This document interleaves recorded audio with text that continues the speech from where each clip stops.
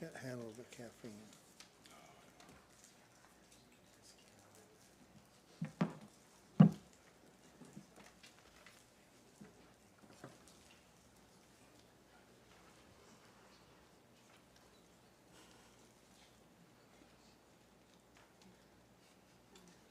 I know, it's the awkward silence before.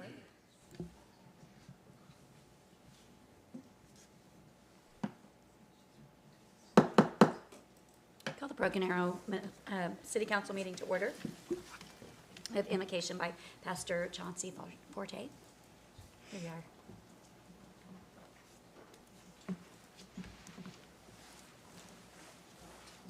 Good evening, and let's all bow our heads. Father, we thank you and praise you, and in the name of Jesus, we thank you for this great city of Broken Arrow. God, we thank you for all that you are doing here. We lift up this entire city council and all of the other leaders that you have that works for the city of Broken Arrow. Father, we thank you tonight for prosperity. We thank you, oh God, for economic increase. We thank you for your constant protection. And we ask, God, for tonight's meeting that there would be unity. Father, we thank you for the wisdom that's needed to make righteous decisions. We thank you, oh God, for insight. We thank you for revelation. And we thank you, oh God, for your sovereign will being done here at all times. We thank and praise you for hearing and answering our prayers tonight. In Jesus' name, amen. Amen. Thank you, Sarah. Thanks. Roll call. Green. Here. Ford. Here. Parks. Here. Gillespie. Here. Wimpy. Here. And please stand and join Councilor Green for the Pledge of Allegiance.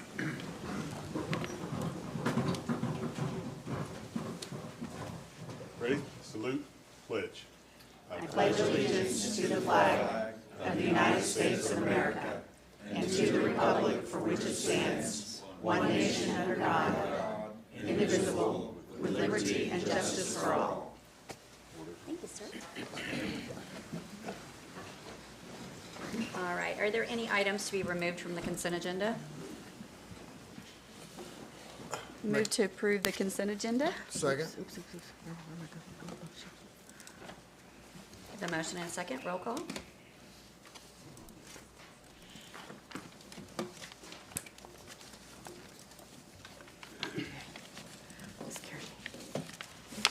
All right, item 7A is public hearings, appeals, presentations, recognitions, and awards. We have a presentation and annual programming update by Broken Arrow seniors. Ms. Lori Hill.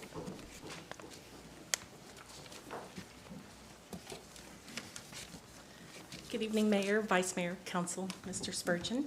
This evening, we have one of our user groups that are here to provide their annual update. That is part of their services agreement that they have with each one of our user groups. So this evening, I'm happy to introduce Kim Crenshaw with Broken Arrow Seniors, who is going to be here to provide their annual update.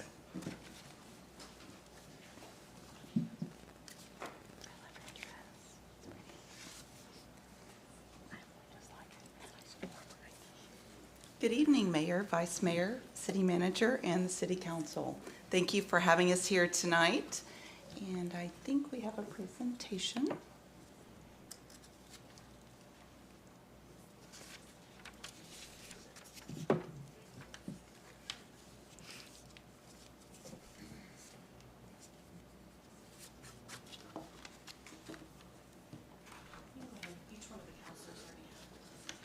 Okay, so it's not here on the screen. Okay, all right, sorry about that.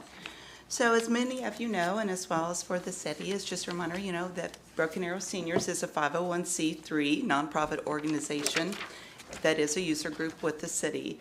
And we have been, and thanks to many of the efforts from Councilman Parks, we were founded in 1988.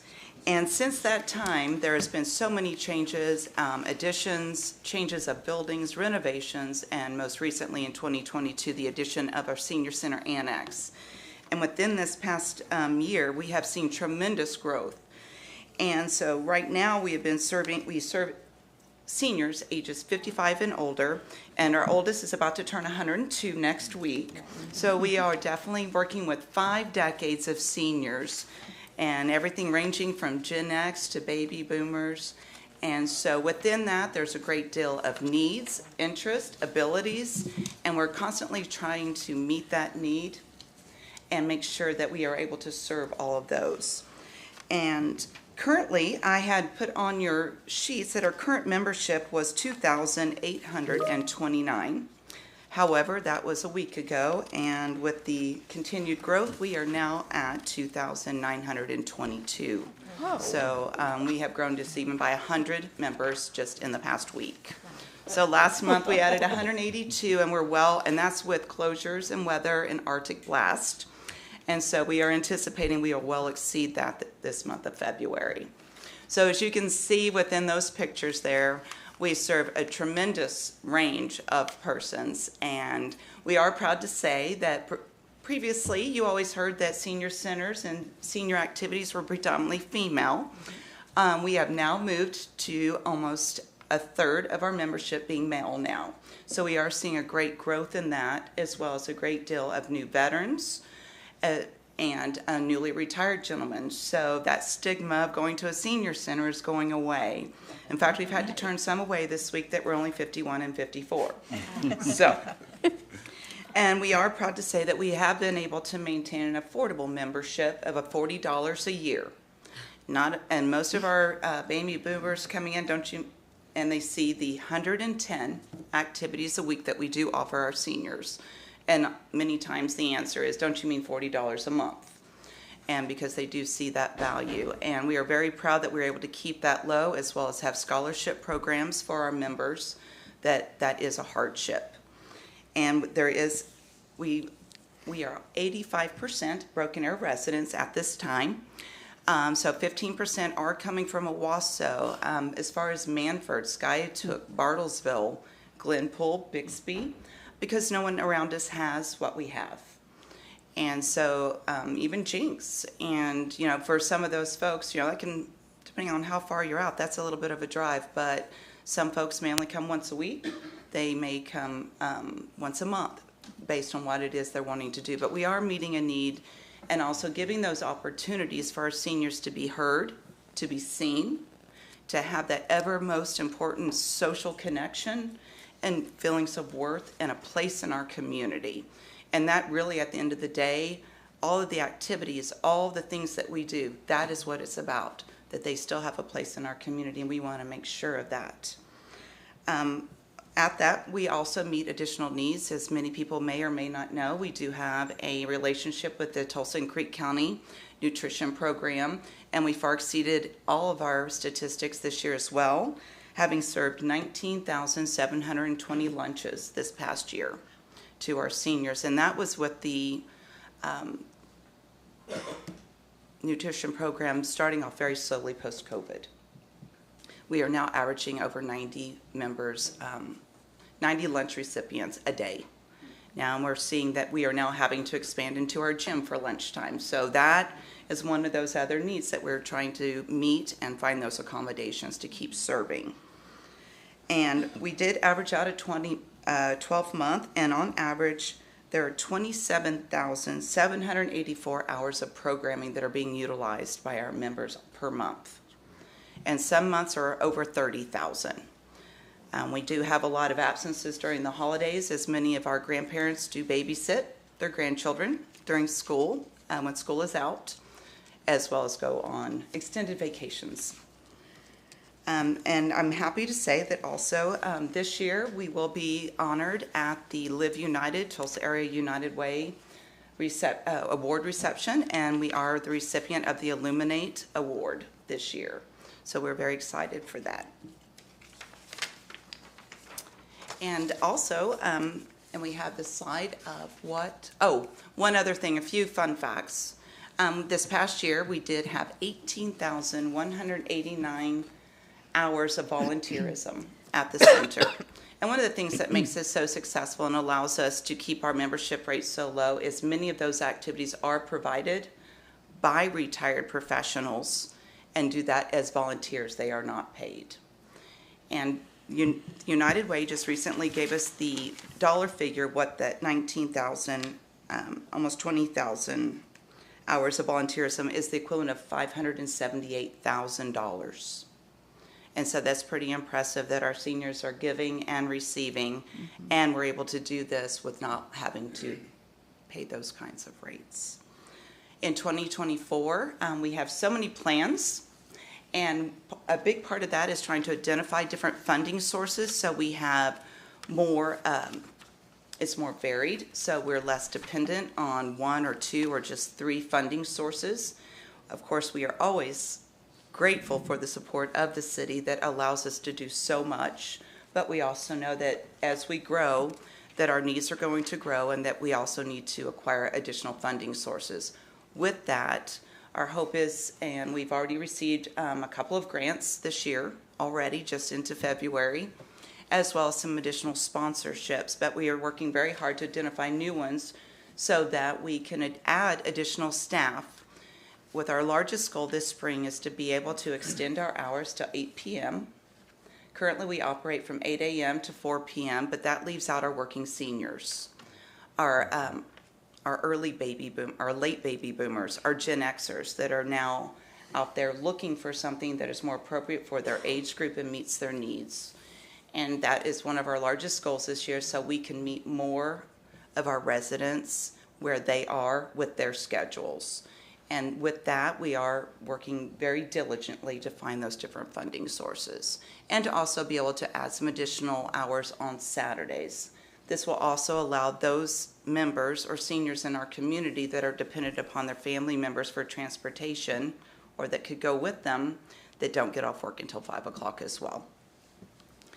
And then also one of the things that we are looking at is there are a lot of seniors and subsidized senior housing that is outside of our transportation route at this time.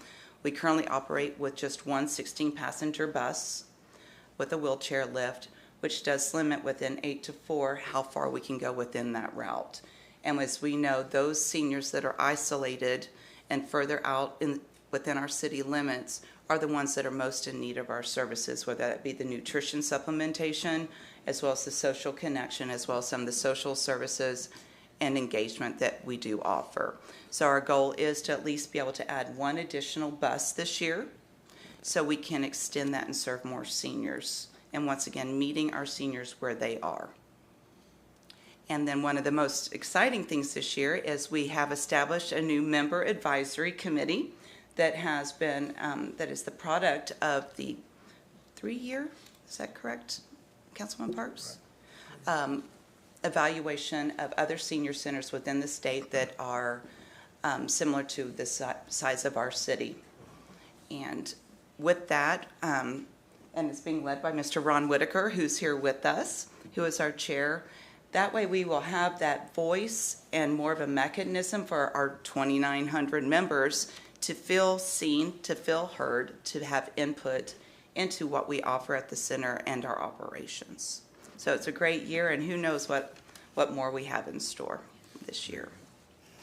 I see Rita Belding here too. She's also Yes, on the advisory board. Yes, she is. So those Great two advocate. are very pivotal on that. We just had our first meeting this last as well as Lisa Ford's father, who is also very active. I saw his in our picture in center. the. Yeah, playing cornhole, And among other things. And that committee also found during their travels that already to date back then, that we had one of the best facilities in the state, Yeah. even at that time, and we've improved that even since then.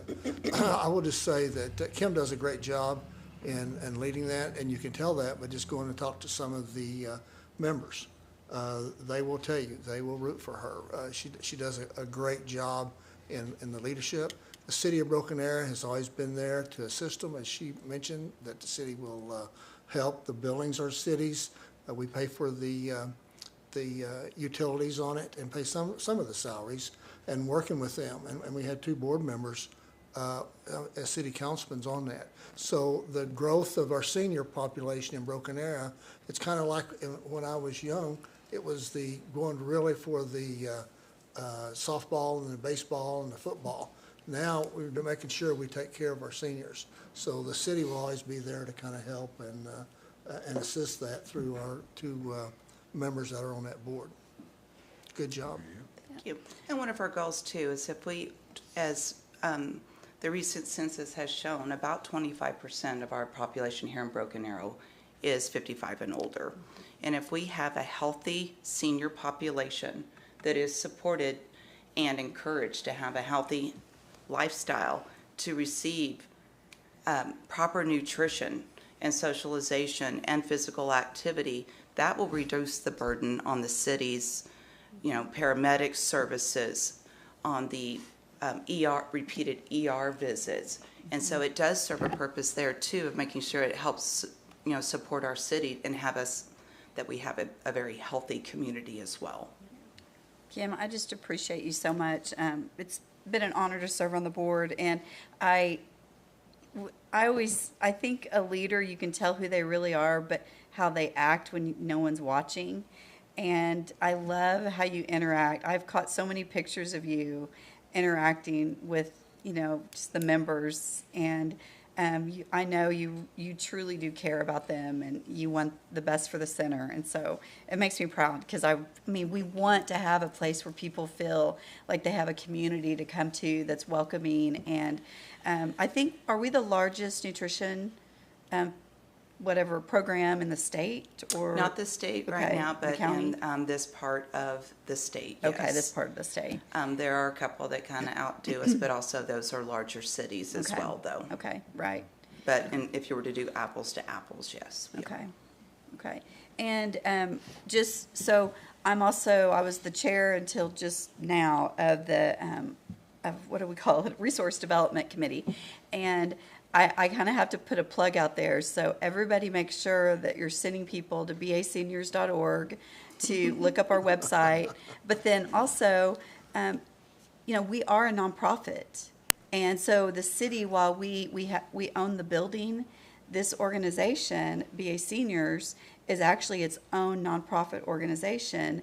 And so, you can donate to it, and your company can donate to it. So make sure that, that your company, wherever you work, that, for those of you that are watching or that are here, that, people know that, because I think everybody has kids in their life and everyone has seniors in their life. And, we want to make sure that we continue to be able to fund this long term, and we're always looking to the next big thing, as our city manager likes to say. So, I want to make sure that everybody knows that. If you have an organization you're a part of that you'd like Kim or someone from the board to come speak at and talk about the Broken Arrow Seniors, we'd love to do that and just get the word out about what an awesome organization this is, and how you can be a part of it too. So. Sounds like you're still on the committee. Yes, I am still on the committee. I'm not the chair anymore. No, and Christy's been very beneficial to that, and has helped raise a great deal of funds, as we mentioned, of trying to vary those funding sources. And just kind of going back to what you're talking about, serving so many seniors, but one of the things or the voices that aren't always heard, or the face you're not seeing, or there's a story behind that face that you saw in those pictures.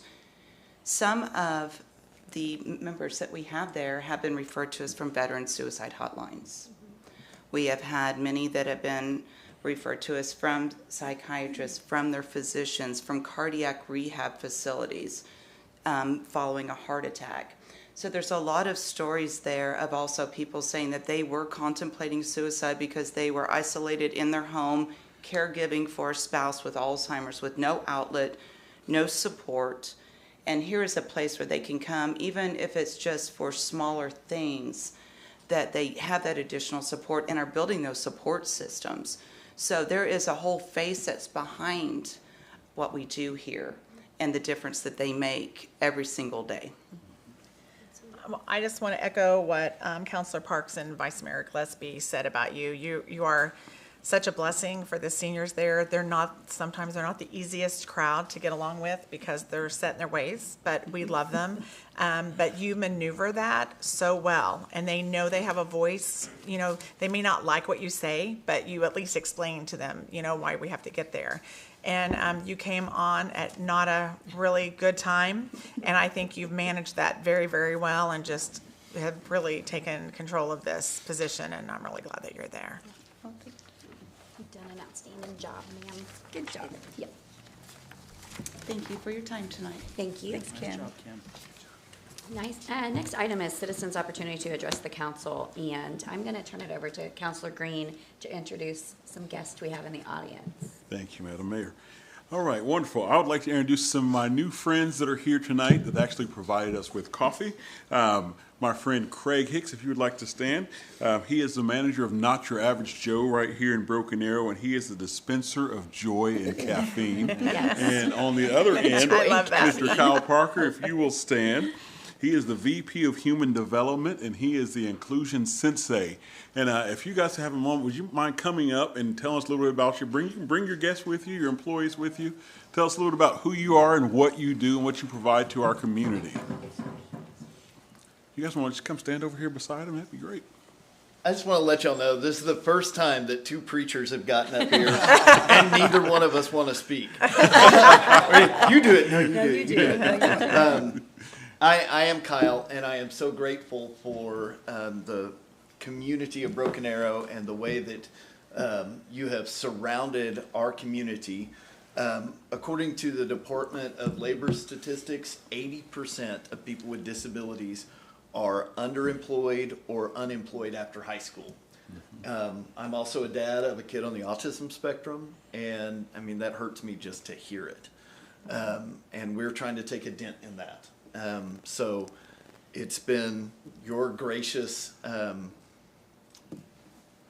support of everything that we have done, from the grand opening to continuing to support us as we grow, have been absolutely amazing. And we're so thankful for the city of Broken Arrow and surrounding communities that have really surrounded us and helped lift us up. And we're so glad to have Craig with us and Brady as well. Brady's the assistant manager of our stores. And we've got Sam and Kate and Isaiah and Kate. And then we also have Amber here with us today too. So, you want to say something?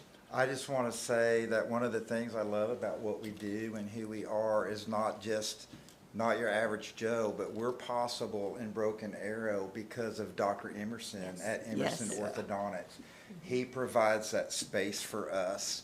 And I love the energy that comes from a community business and a nonprofit working side by side in the same space. And I wish everybody in the city could see that synergy and that energy that exists. And I wish you could see how his patients interact with our employees. And then we have many, many people beginning to come into our store from outside of that, and so that we're really growing. And I say this all the time, we have the best customers in the world. Absolutely. And I wish that everybody could see how meaningful it is for them to come in and learn who we are and why we're there, which is to employ people with different needs, and to provide these a context for socialization. One of the things, and I have not worked with people that have different needs until I started working at Not Your Average Joe. And so one of the things I've learned is one of the huge benefits is to the parents and caregivers, providing them space in their day to do their thing, and then their young adults are working. And here's the cool thing. We're not a charity. We're a real business. These are real jobs. They do real work. And so, and also, we have really good coffee. Yes, they do.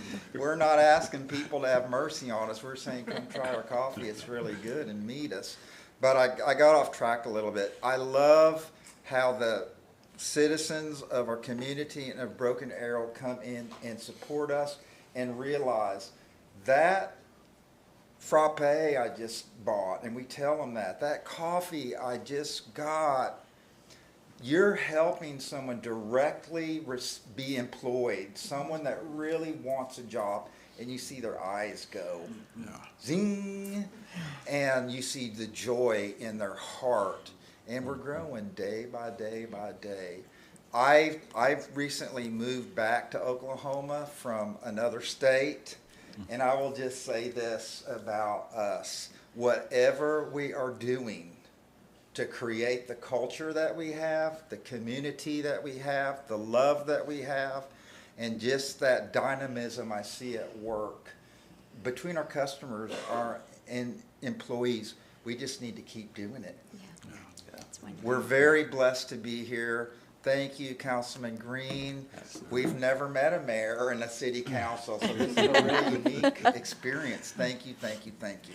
I think a lot of us we came to your ribbon cutting, Yeah. and it was very energetic, and it was not the coffee. It was just Yeah. very energized, and I just loved it. It was really nice. So, pretty amazing, yeah, yeah. congratulations on your success. Thank Sounds like Can you I all throw did out great. some quick statistics? Sure. So, I told you the bad statistic about unemployment. Well, let me tell you some good things about us. We are one of the most award-winning coffee shops in Oklahoma. Yes. Including Employer of the Year for Oklahoma City for 2023. You know, there are other great That's good. Yeah. We had the first Specialty Coffee Association female roaster in Oklahoma. Last month, we had we just had our 5th roaster join us. She is the first Specialty Coffee Association Native American female roaster in the world. Wow. And she's part of our team. We have wonderful, wonderful people that work with us. But like Craig said, we do like our coffee. So we hope that if you haven't tried it yet, that you will come and try it and be part of what we do. We do roast our own coffee right here in Oklahoma. So we want to continue to build up the communities around us. And Now, can you tell everybody your address? Yeah, that's what I was Yes. gonna ask. 800 West Mission Street. If you know where St. John's Hospital is, you can't miss it. Well, you can. You maybe. can. But When you see Emerson Orthodontics, suspend your thinking and just know we're inside that building. Yep. There you Yeah. go. Yeah. So, And I will tell you, many of you know I serve on the board for Special Olympics Oklahoma, and we had one of our big luncheons in Norman just a couple of weeks ago.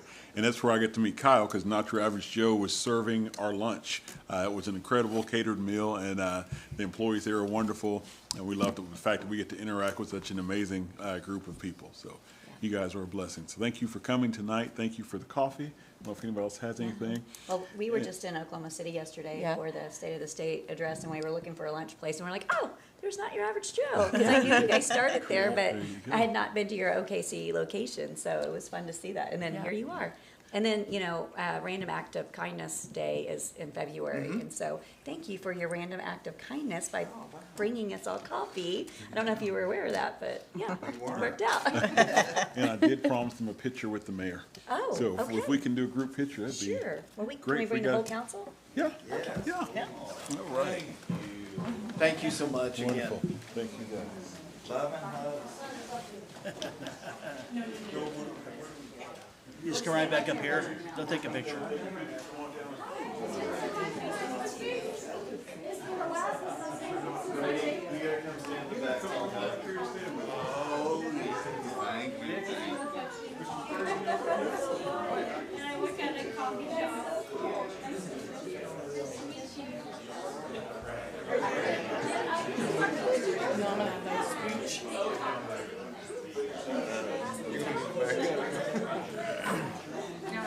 All right, buddy.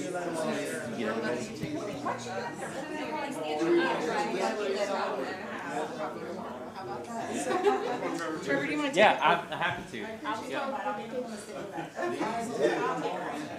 Can you get us all in? Just barely.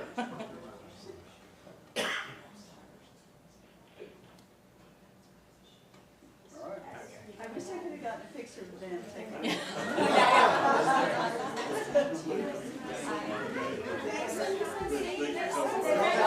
Hi there. Hey, you're just about that. You're welcome.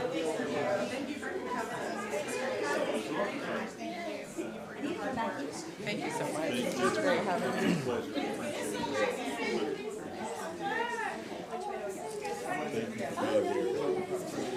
How about I turn it around?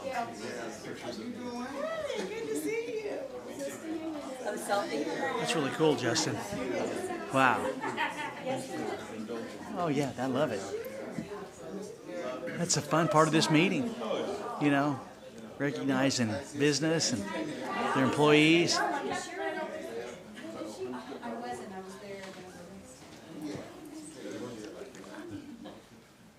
Beautiful. Thank you guys so much. Thank you. So whoever has the picture, I want them sent to me. All right. Yes, sir, appreciate it.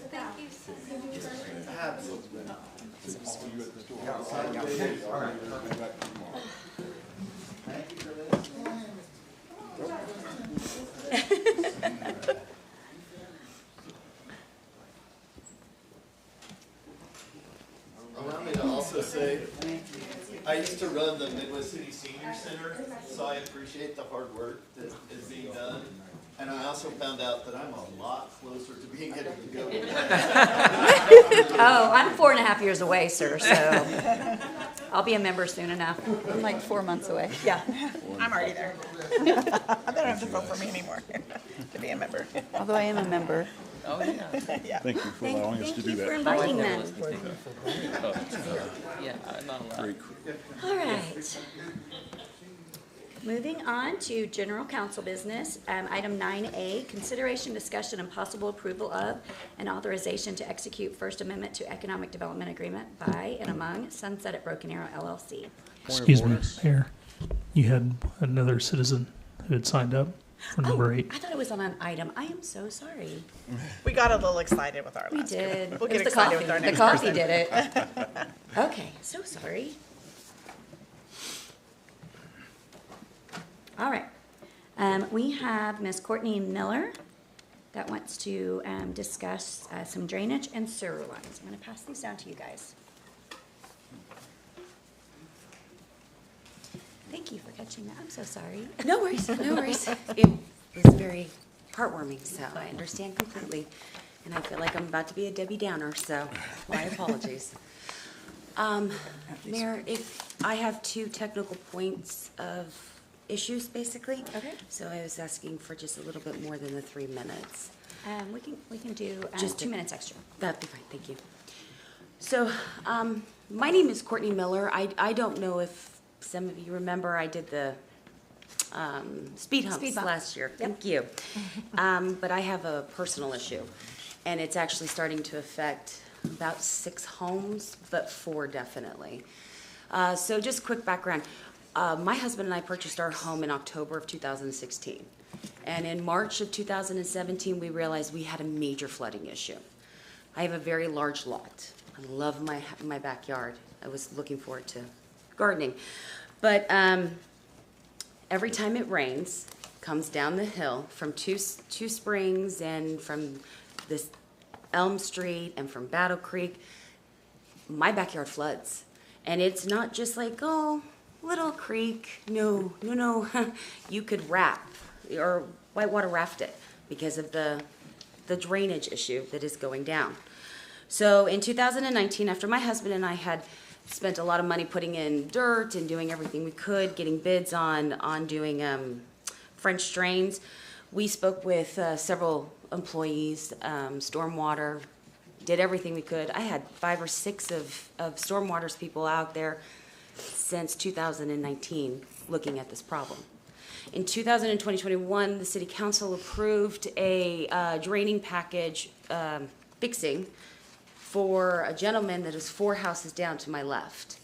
And when it was approved, it was so he could save his retention wall. And I was a little frustrated myself because I had been complaining, doing what I needed to do. I sent videos, pictures. Just so you guys are aware, emails, that's just the back and forth, everything to get help in regards to it. And you guys approved this drainage system to be fixed. And for some reason or another, it stopped right next to my neighbor Eric's yard. It didn't go any farther, and I'm the one that's having the most problems. And so after 2 days, your crew is out there, and after 2 days of me begging and pleading, they go, okay, we'll put a drain in your yard. Okay, that just made it worse. Because now I am an official employee of Broken Arrow, cleaning up waste. Every time it rains, I can't wait till the rainstorm is done. The minute it starts raining, all that water starts to drain, and every bit of the debris, trash, leaves, sticks, you name it, comes all the way down, slides underneath Dave's fence, Fahima's fence, my fence, and it plops right onto this drain. And it expands so far, it goes up to 10 to 15 feet. And my husband and I have to get on our rain gear, go out in our water boots, and drag this debris.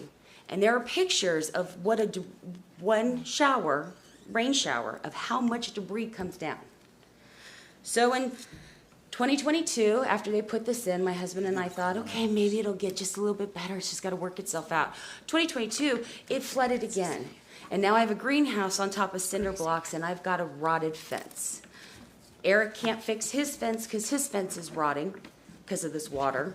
I have a utility box, the small little round one, it's in the pictures.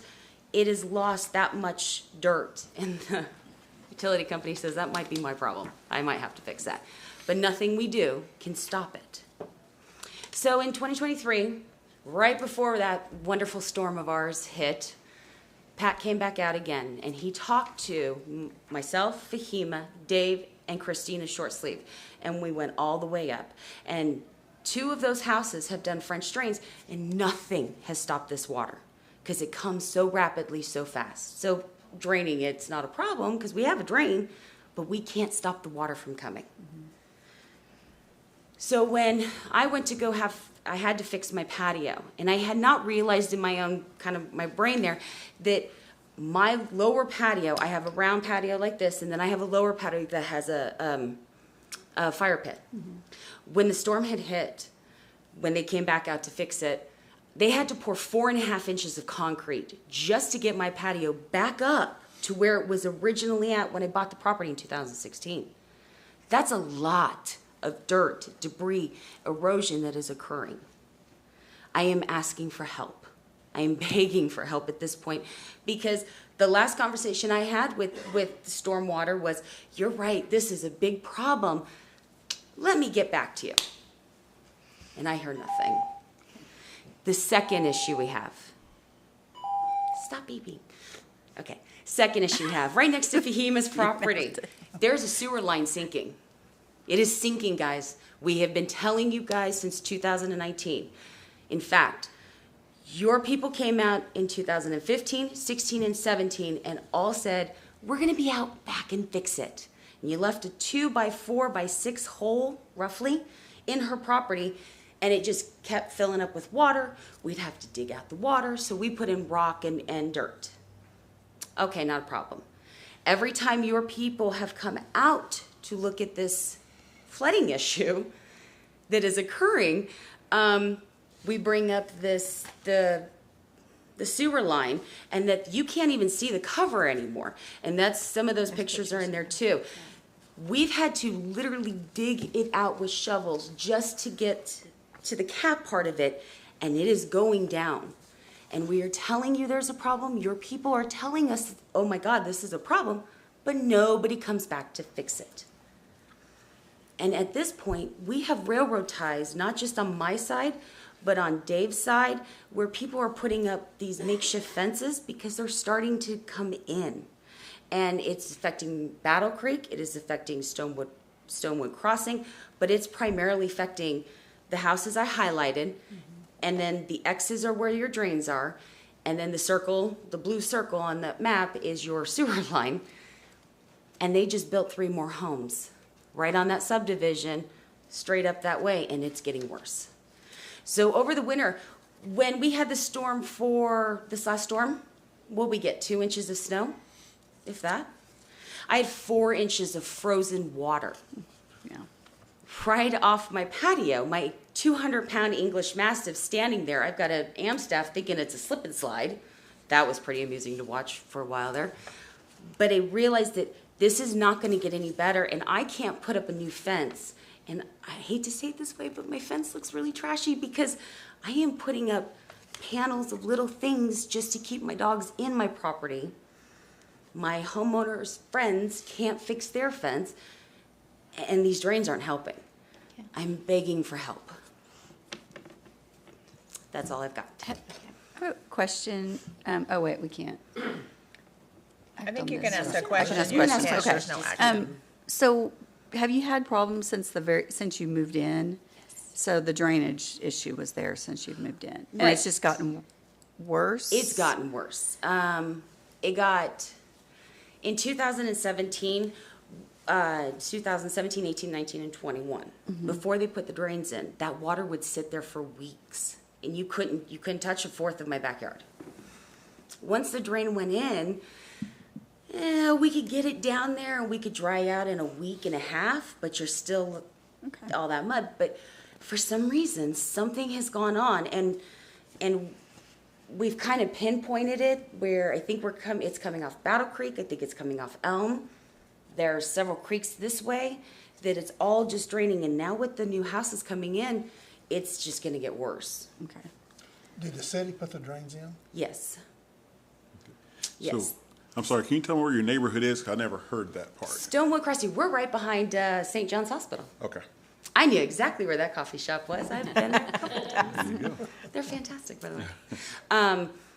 It's that particular area, when the builder came in, he worked with the Army Corps of Engineers. So we have reserve ponds, and we have a lot of drainage issues. I don't know if he filled in ponds and then kind of mucked them down a little bit. I don't know exactly how he did it, but the Army Corps has come out and said that my willow that has died, the willow died. I lost some cottonwoods because of that storm, so the drainage is going to get worse now.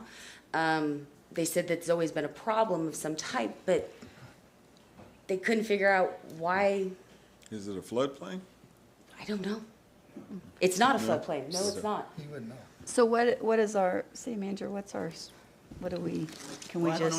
I don't know anything about this, Okay. so I really can't speak to it. I mean, she Right. might have been speaking to some of my folks, but it hasn't been elevated to my Okay. office, so I'm in a position that if Need to- Ms. Miller would come to my office, I could actually address these things. If I may, I'll be more than happy to go out and walk it with her and their neighbors.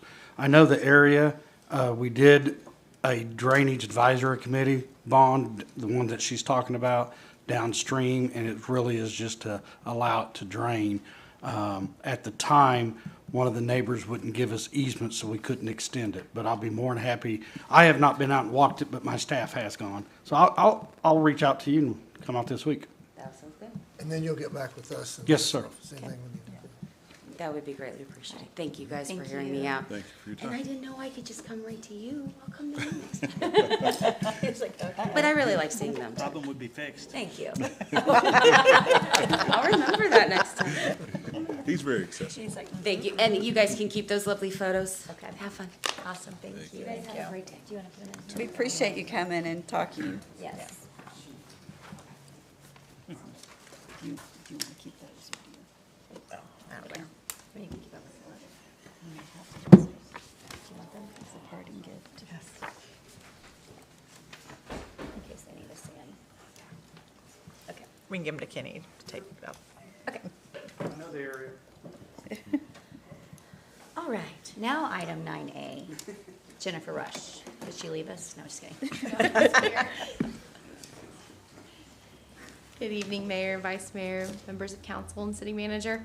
I come before you this evening with consideration for First Amendment for Economic Development Agreement between Sunset at Broken Arrow Economic Development Authority, and the city of Broken Arrow.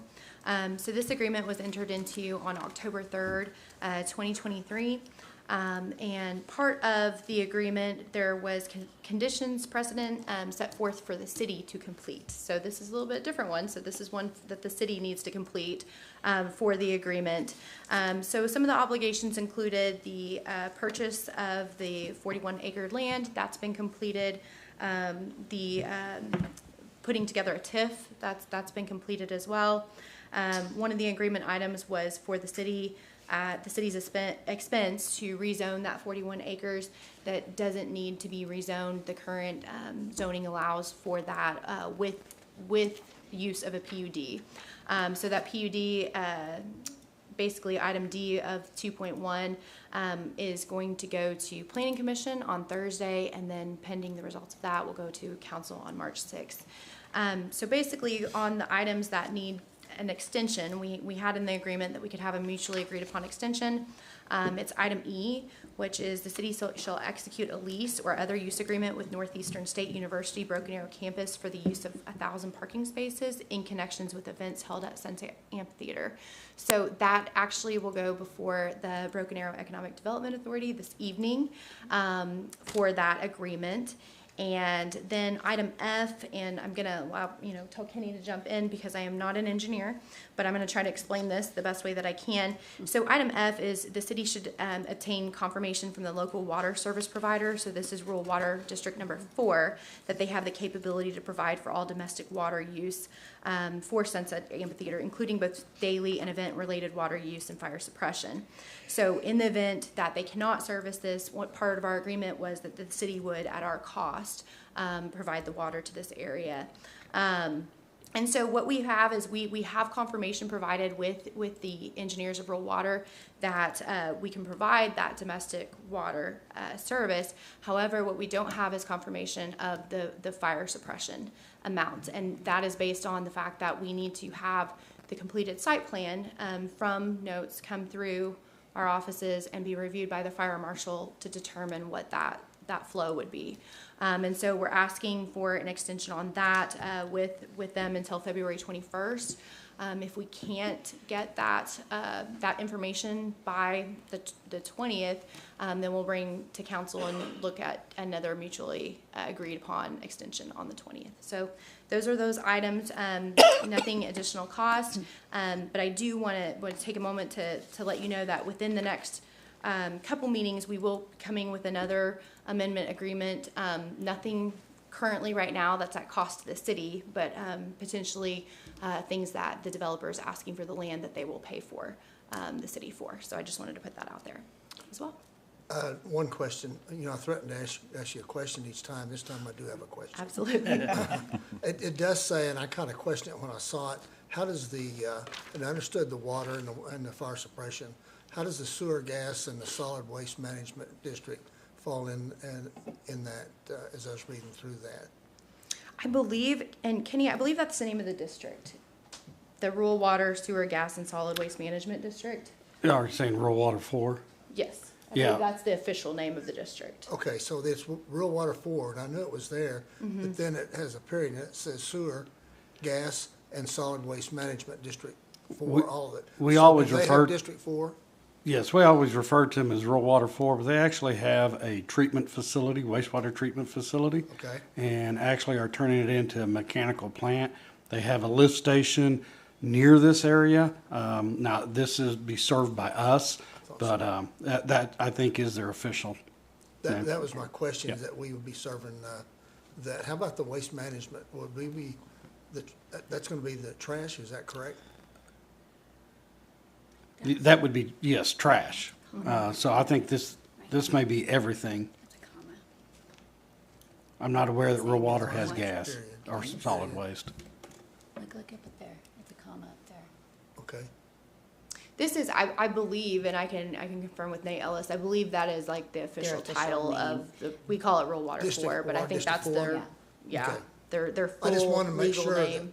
who was going to be providing that, the Sure. solid waste. And I knew it was going to provide the sewer for it. Yes, that's correct. But I just wanted that clarification. Absolutely. Absolutely, and we do have the land, the city did purchase the land in December, and we will come forward with a purchase agreement for notes to purchase that land from the city as well. All right. Any further questions? I'll make a motion to approve and authorize execution of the First Amendment of this agreement. I'll second that motion. Motion and a second, roll call.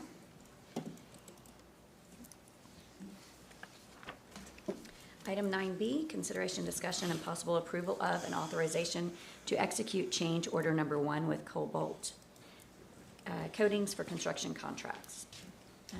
Tim Robbins. Good evening, Mayor, Vice Mayor, Council, Mr. Spurgeon. Timothy Robbins, Construction Division Manager, City of Broken Arrow. Before you this evening for consideration, like you said, is the first change order for the signalization pole improvements project that's currently underway with Cobalt Coatings. The project was an in-house initiative designed and bid out for the upgrade of our current signal poles. This is a beautification of these poles with a painting of the entire mast arm and bases of a nice black coating to match some of the initiatives that we've been doing downtown and throughout town. The contract was bid out and awarded and was issued out to Cobalt Coatings back in about November of last year. The contractors made made a really good stride in the weather that they had. A very short period of weather. The weather kind of set in on us. So, and they are 7 of the 10 that were awarded. They are complete, and we're very happy with the results. It looked fantastic. So through that period, they had to demobilize due to the weather, and we started negotiating with them. Their pricing came in at such a good spot because this is what they do. They're stationed in Minnesota. They come out and they go around and they do specifically this. So the pricing allowed us to look back and say we had about $500,000 in the budget to do a lot of these poles, and what we did is we went back and evaluated with them of what we can get within the line items in the contract and with the budget that we had. And with the budget that was allowable that we had, we were able to negotiate another 27 locations throughout town. I've got a map up here kind of highlighting it. Now, if you have to rotate your head because it is facing north to the left there. So, but a lot of the new locations are along Lynn Lane, Elm, couple on Aspen, all the way from north as far as 51st Street, all the way down to 121st. So good distribution. These are good locations we'll be able to get in and get out, get them coated in a pretty good period of time. With this, they'll be looking at 2 separate mobilizations. They are already scheduled to come back in March, middle of March. They are going to do as many as we possibly can in the time period that they are, and then demobilize and remobilize later in the fall so that they can have their current staffing. So with this, the change order is about $313,000. And again, that stays within our already allocated budget within the streetlight fund. So I can answer any questions if you have them. I know people had questions about, why are you doing this? And it's beautification for our city. Absolutely. And if I'm not mistaken, when you keep your city up and keep things looking nice, it decreases crime and it creates, a beautiful environment for our city. So, I mean, it's just the armor all on the tires, right? Right. So. I recommend approval. Okay. And I believe that, when you see, like, there's areas of town that, what we did to New Orleans Square, that was on a big, a big scale. But things like this, when there's areas of town that, they have older buildings, doing something like this, it makes those businesses and those business owners know that we care about your part of town as well. Absolutely. And it makes you feel like, wow, they're updating things all over the place, not just in the brand new parts of town. Yeah. And I know it means something to those business owners. Well, and it means something to the new businesses that come to town, prospective businesses. Yes, They drive exactly. around town when Jennifer takes them around town and her team, and they say, yeah, this is a good-looking city. Yeah, I want to come here. So we appreciate all the hard work you guys do and looks great. the thought that went into this.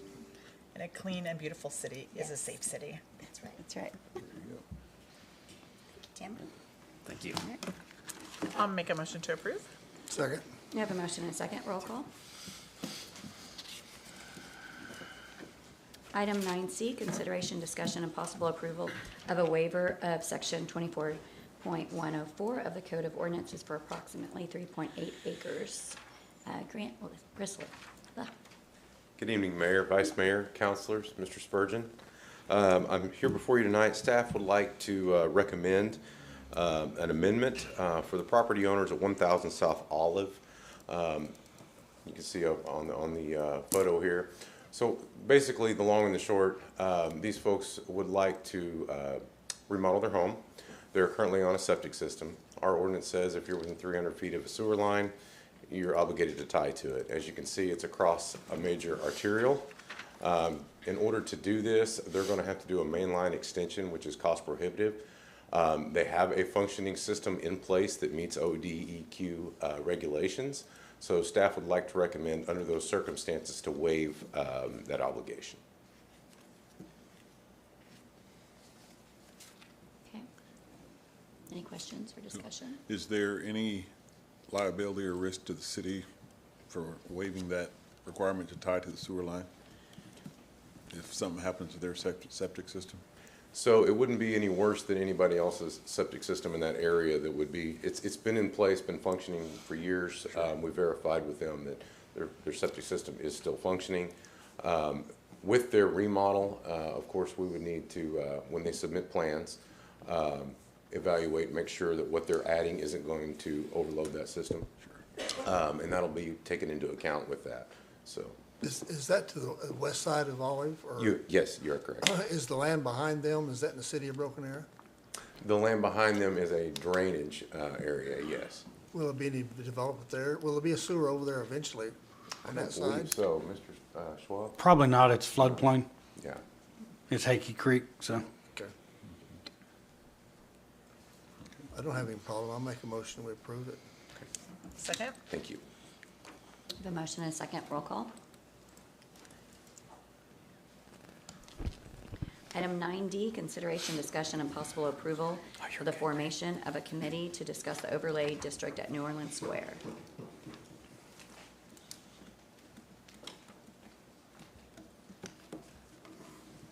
Good evening, I'm back, and I have Steve Yoder joining me tonight. I'm just the eye candy, sorry. Just support. What we'd like to present before you tonight is staff is requesting the reformation, essentially, of a pre-existing committee. As you recall, several years ago, we were looking at doing the overlay for New Orleans Square. We had committees that kind of helped steer that. And what we would like to do is kind of reevaluate that overlay. And we would like for you guys to go ahead and consider reforming that committee for us so that we can look at this overlay again. So. If I may, there's been a few deals that we've had lost because of this, because of the restrictions and the regulations. So happy to talk about those in detail if you'd like, but I think all of you are aware of that. And we just love to see the committee get back together. Are you going to use the same committee members? Have you contacted them yet? I believe we looked at maybe using a few of the same and then adding some more additional or different members, but I'm not opposed to. So what we've done, what we'd like to do is we'd like to form a committee with 5 council appointments, 1 from each of you, 2 from the city manager, and 1 from planning commission.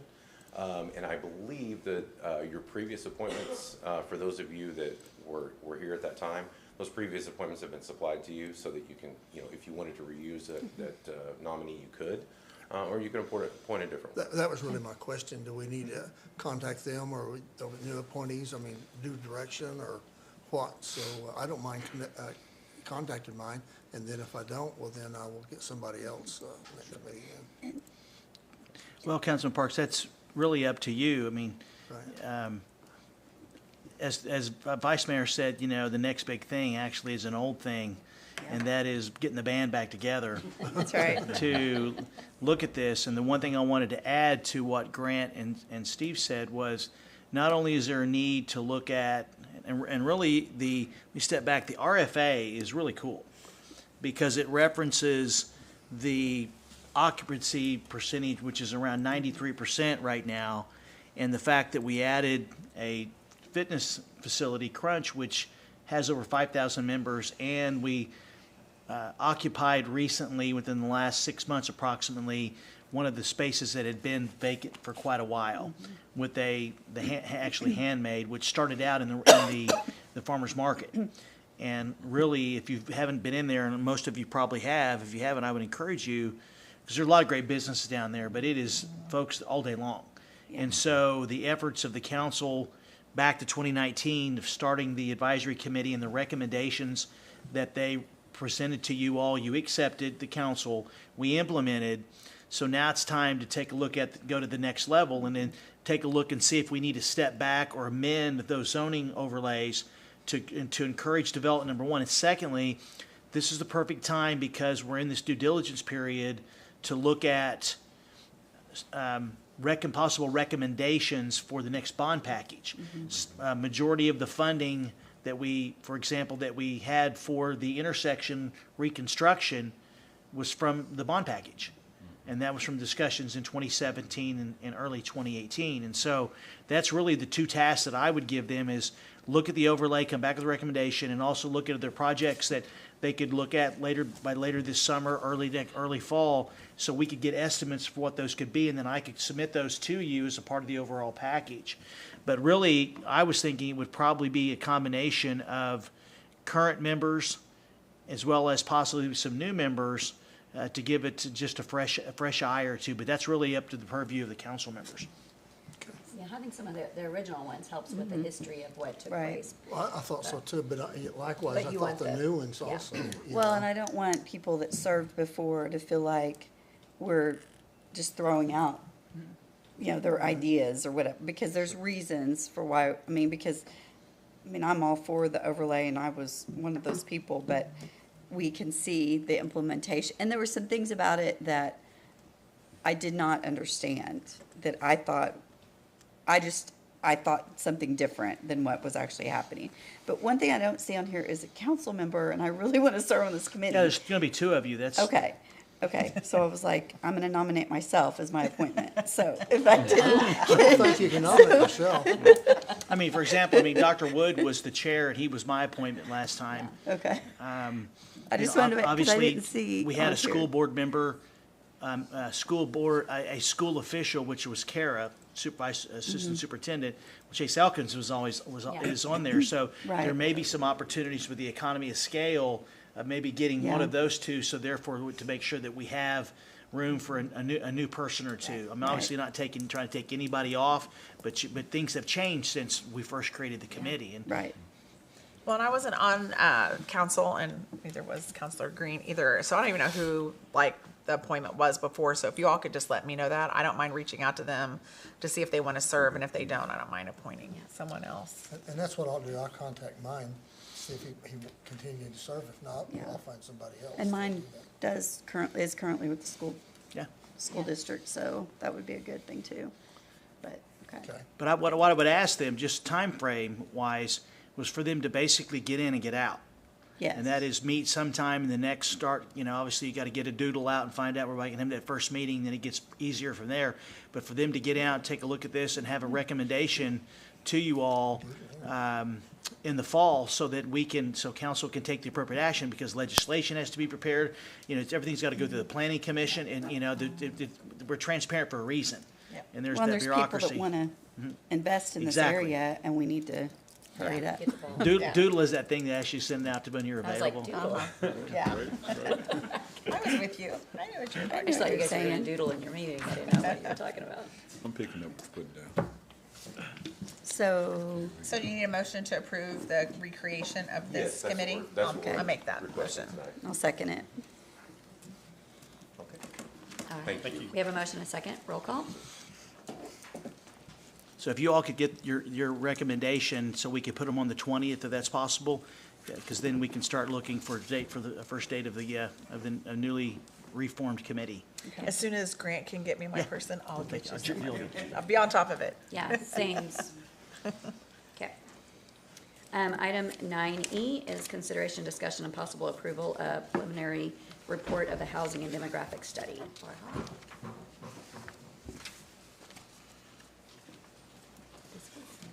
You were on this committee, weren't you?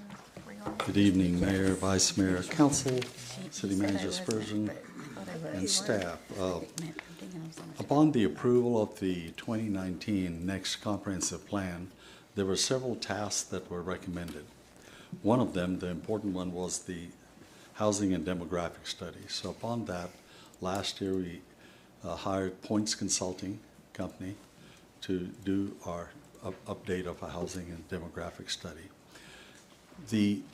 Upon the contract start, we also have appointed a 15-plus person committee that has met several times over the last year with the consultants and staff.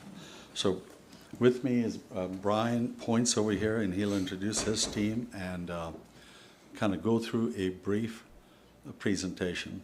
I will just advise that this is very brief. I'll have copies for you all, and we'll be sending you some more detailed draft reports within the next few days. And we're meeting tomorrow, is Sorry? that correct? Are we meeting tomorrow evening? Yes, sir. The advisory committee will meet tomorrow at 5:30. I thought it was on my calendar. Yeah, the advisory committee that meets periodically, their next meeting is at 5:30 tomorrow. And it's really an open meeting. We've had a few members of the development community that have been interested that have attended these meetings. Just real quick, as I received a presentation this afternoon. I'm really excited to share this with you, especially the way that Brian and his team has put it together. What I will tell you is that what really matters is what we do afterwards. And that I do think that the report is lengthy, and it's lengthy for a reason, because there's a lot of great information. There's a lot of information that you all need to be able to make good decisions, and that needs to be shared with the school district, for example, and other folks. So really, the council is going to need some time to review the 150-page report, and then I'm recommending it probably in a couple of months. We have a special meeting or two to go over it in thorough detail, and then give the administration direction on next steps. Yeah, I like that. I think something this important and this lengthy and detailed needs more time given to it for sure. Good evening. Thank you for having me. Thanks for the introduction, Farhad.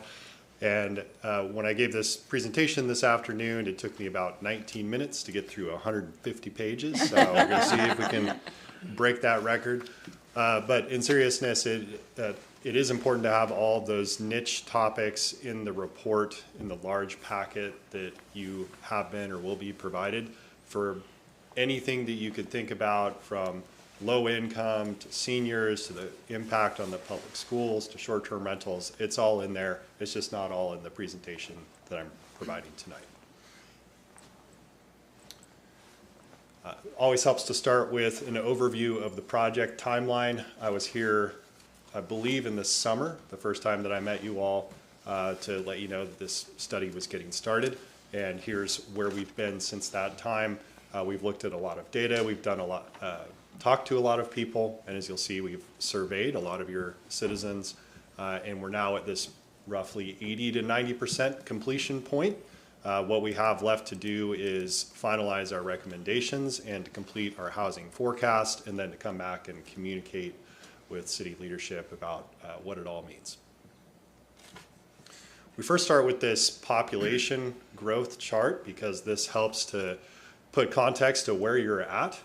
If I could be a little bit cheesy, the growth line has been an unbroken arrow to the up and to the right. It actually looks a little bit like your logo for, I would say we have a for logo the that's city. unbroken as well. Yeah, exactly. We don't like It's really stunning. So you can see the numbers here from 1970 to 2020. Average annual growth of 4.5%, and then that's continued over the past 3 years of census data at 2.7%. So really unmitigated growth over that period of time. Using various population cohort modeling techniques, we're pushing that forward out to 2040, which you can see here. So that growth is projected to continue. If you see a little dip or a little kink there in the middle, that just has to do with kind of growing out towards the east of your fence line area that we'll see on the next slide, and eventually that space gets kind of absorbed. And then also with the aging of the population, which is not just a broken arrow thing, it's a thing across the nation. Eventually the population growth kind of, we do expect to taper off. Another thing that I think it's important to point out at this point is that you will hear, as we heard from citizens, enough is enough at some point, right? And that's perfectly fine if that's somebody's perspective on that issue, but you do have to ask, well, where do you draw the line? Because it's been doing the same thing for 40 years, right? So if you're gonna say, well, we need to stop now. Well, you could have said the same thing 20 years ago, could have said the same thing 30 years ago. And if you had done that, you face the trade-off of losing some of the services and the economic development and the assets that the community now has. So It's not, that's what city leadership's job is, in large part, is to make those kind of trade-off decisions about what do we want to do, because not all growth is good growth, and you do have to be smart about it. Here's showing your total building permits, residential building permits that are new builds, I should add, over the past roughly 20 years. You can see it's been happening across the city, south, east, north especially, and then some infill within the middle. That area to the east, going towards the Verdigris River, there's a lot of land out there. It's flat. There's not any major floodplains to be aware of. There is some if you get way further out to the east, if you get closer to the river. And just so you know, and we do a lot of housing studies across the country, a lot of places that we work, you have some form of limitation or constraint, whether that be topography, steep slopes, or floodplains, or water rights, or questions about how much water is available, or land use laws for particular states, you name it. And you all don't have any of those things, to be honest, not in any large respect. So it's really a matter of how far do you want to go and how much imagination do you have with that. I'm going to go back one slide just to point this out again. If we go back to 1970, you had roughly, I'm going off of memory here, but 6,300 housing units. If you get to 2020, it was a little over 50,000. And if you roughly extrapolate this out to 2040, you're looking at 65,000 housing units within the city.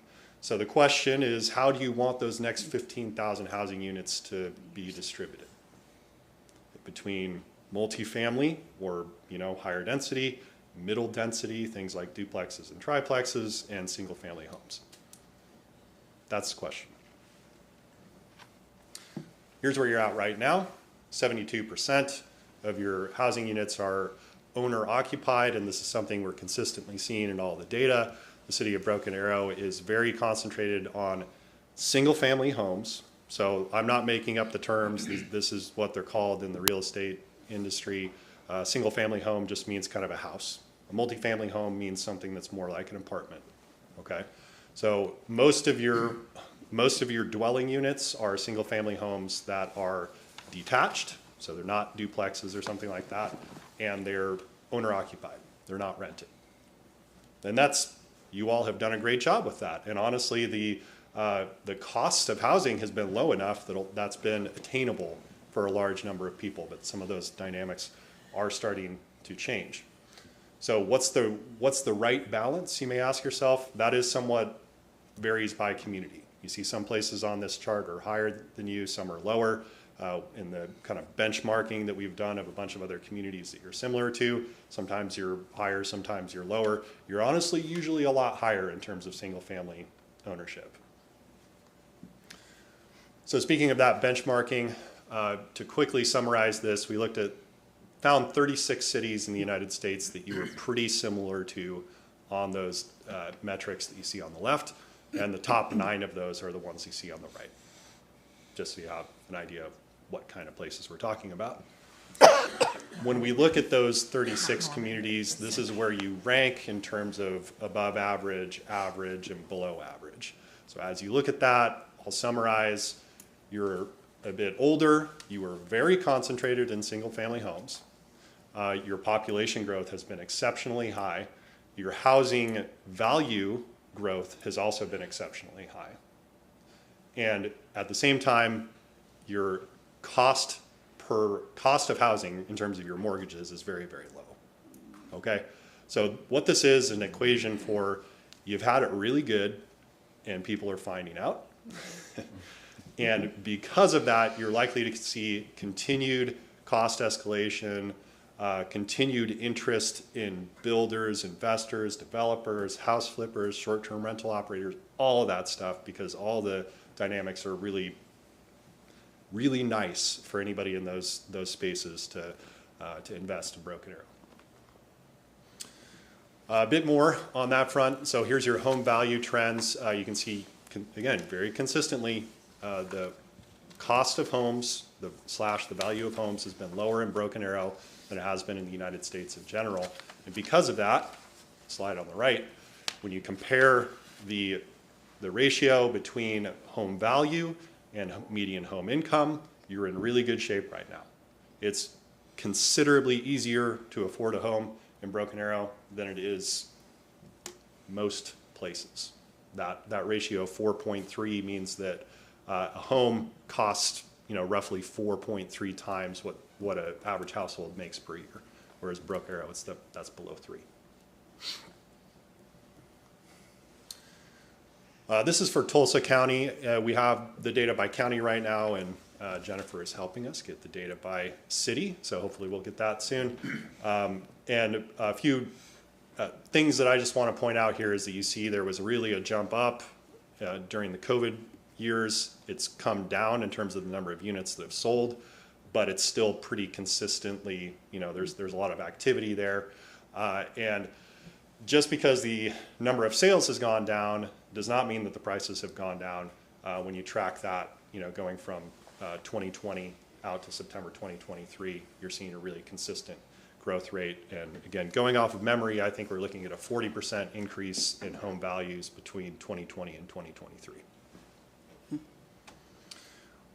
So for those 28% of people who do not own homes, what are they looking at? Pretty similarly, they're paying more. It took a while to catch up. It was fairly, even growth rate between 2010 and 2019, and then it really took off. Doesn't matter what size of unit you're in, that's been the story. So you're now looking at an average of $1,500 a month for rental for an average unit. So those are some of the socioeconomic statistics. It's also important to hear directly from the people. So we did this survey of which we got 4,178 responses. For those that like statistics, that's a 4.4% response rate for your adult population with a 99% confidence interval and a 3% margin of error, meaning you can trust the data. That's a lot of people.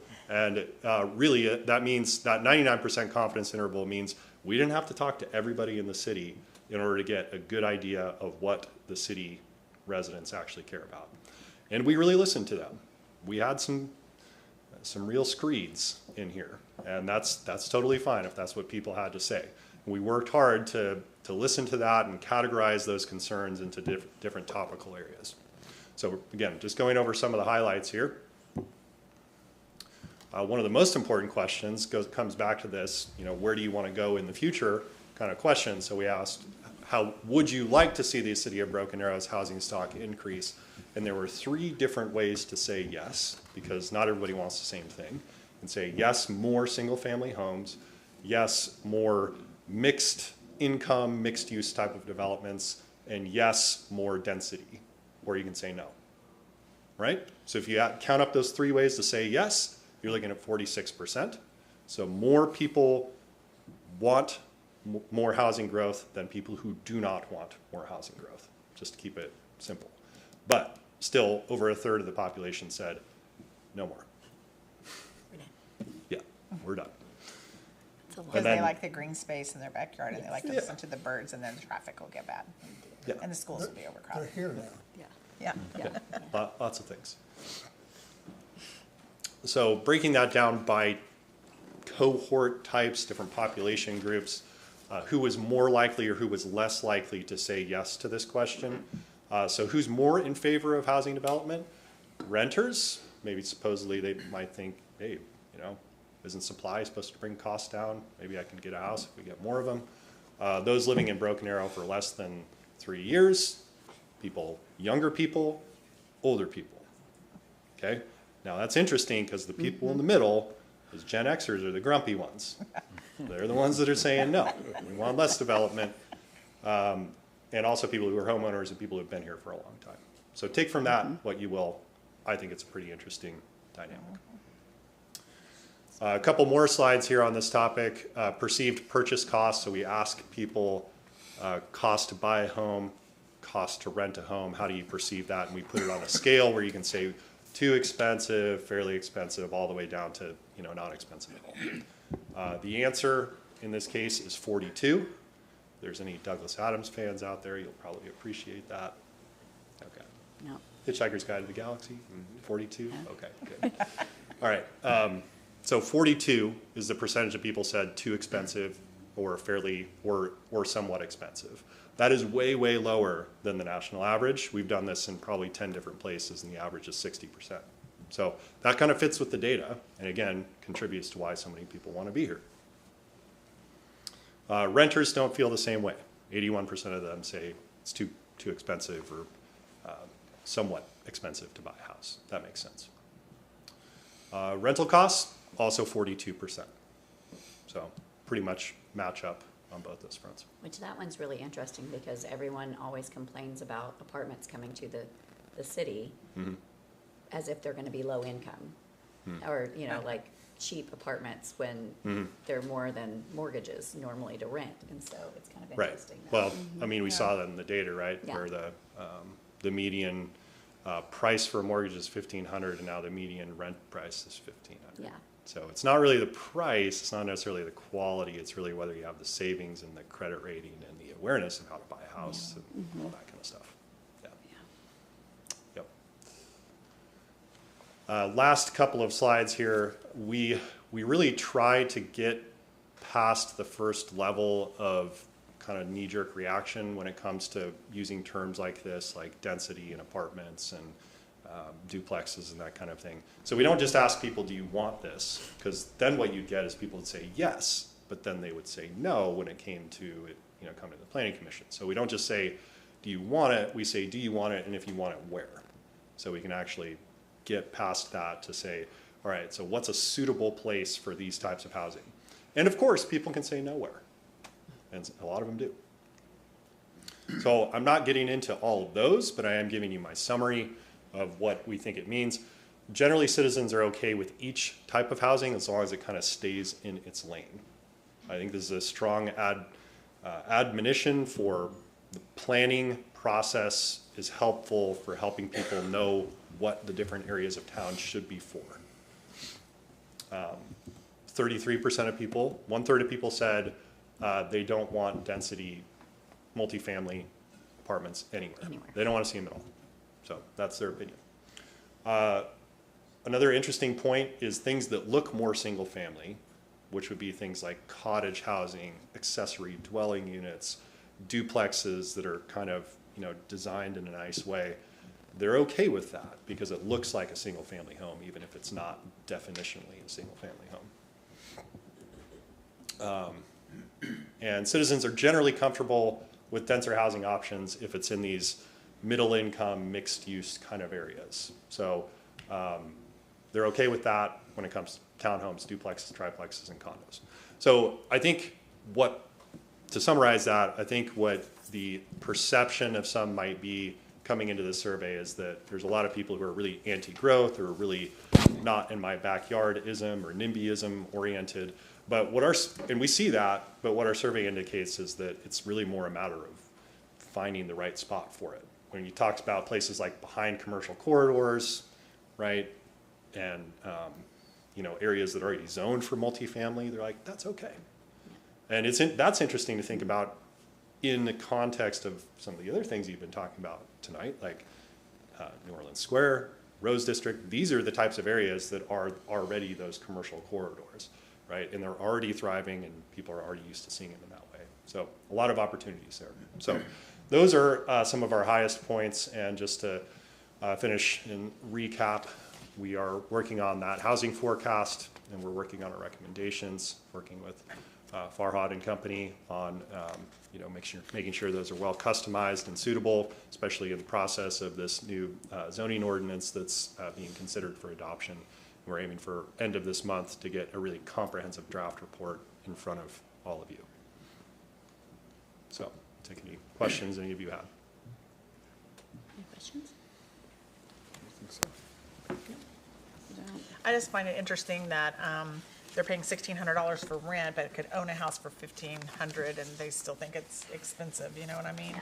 But I get too. You have to have the 20% down and good credit, Right. like you said, and sometimes people just don't think they can be homeowners. You know what I mean? Well, It's just it is a generational thing, because people that, I mean, if you don't know how to own a home, like if I had never owned a home, I wouldn't know how to tell my child how to own a home. Yeah. And, or my child might not think they ever could if they never saw their parents own a home. So it's, Yeah. I definitely think there's things that we could do, the private sector could do, not the government, to, you know, reach out and educate Yeah. the community on how you actually can own a home and how you can be a first-time home buyer. Yeah. Because Yeah. I bought my first home when I was 21 years old, but my mom was also a realtor.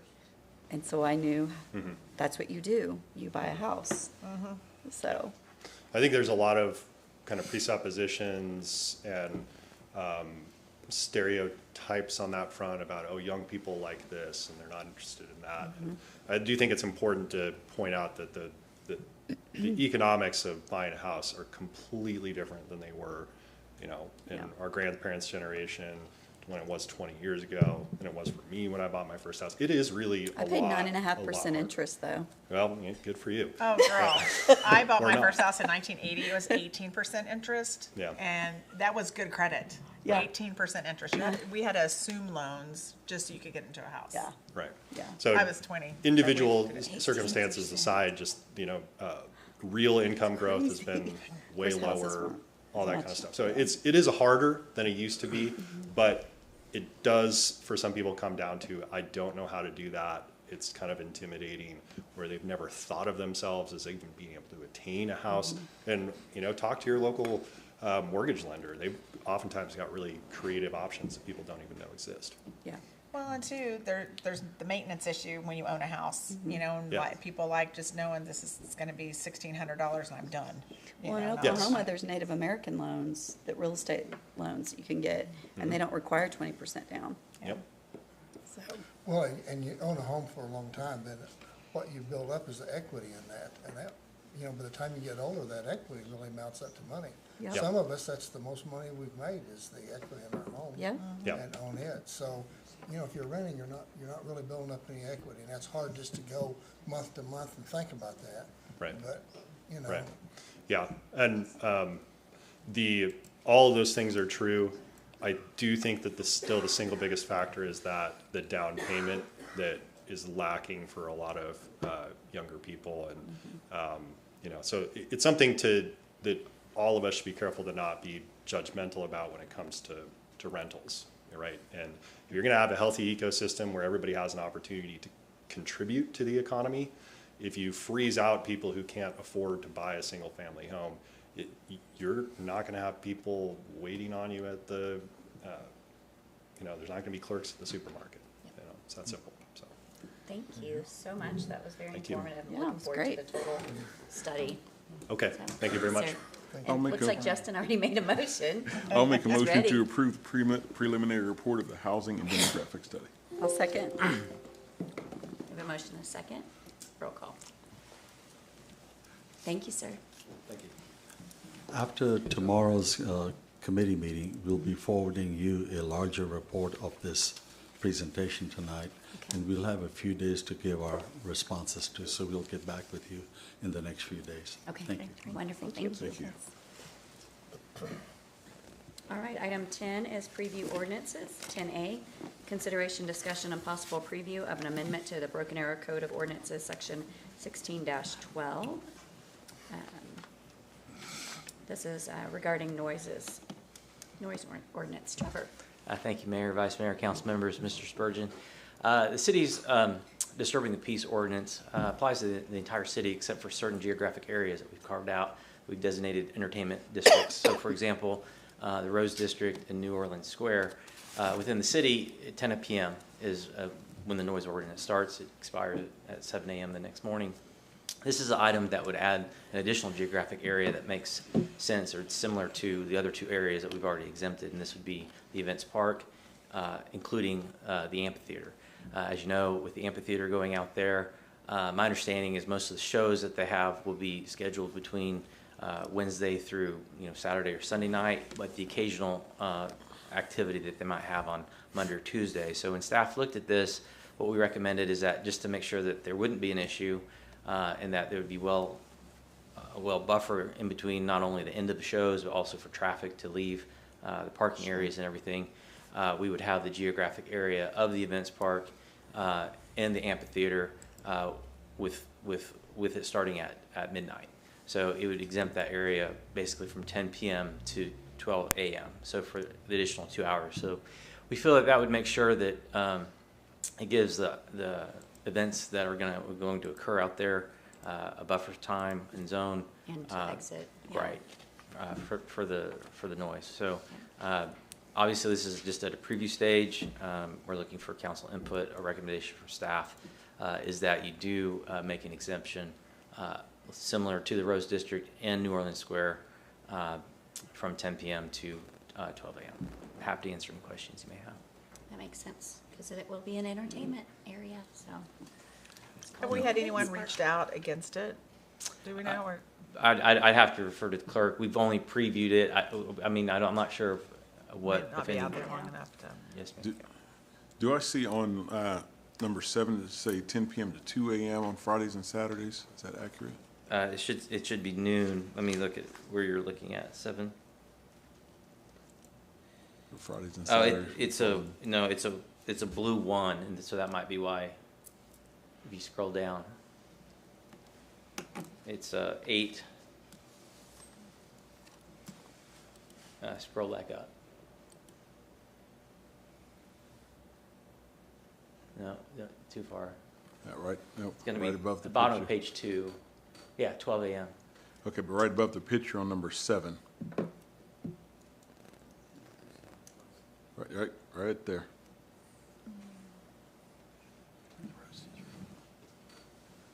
For Fridays and Saturdays, number 7. Is that the Rose District? Oh, those are for the existing Okay, that's the Rose District in New Orleans Square. Copy So that. it exists currently. It's 2 a.m. For the Rose District in New Orleans Square. That's not being changed. That had already been previously Right. changed. But I didn't that's, know if we were doing that for out there as well. no. So we're not doing 2 a.m. It's just to 12. Till 12. Okay. Yeah.